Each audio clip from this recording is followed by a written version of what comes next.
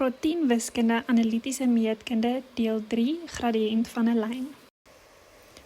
Gestel ons het hierdie 3 reguit lyne.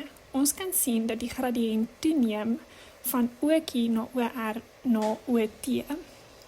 Die gradiënt van 'n lyn beskryf sy steilheid en hoe groter die gradiënt, hoe steiler is die lyn. Vertikale en horisontale verandering. Die rooi gedeelte beskryf die vertikale verandering en die groen gedeelte beskryf die horisontale verandering. Ons kan sê die gradiënt is gelyk aan vertikale gedeel deur horisontale verandering.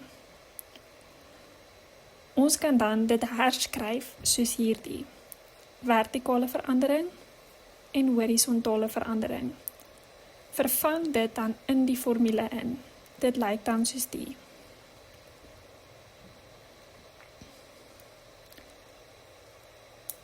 In hierdie voorbeeld wil ons die gradiënt bepaal van lyn FE. Daardie is die punte wat ons gaan gebruik en vervang dit in die formule in. Vereenvoudig die bokant en die onderkant en skryf dit dan netjies soos die. Ons kan dus sê dat die lyn daal van links na regs.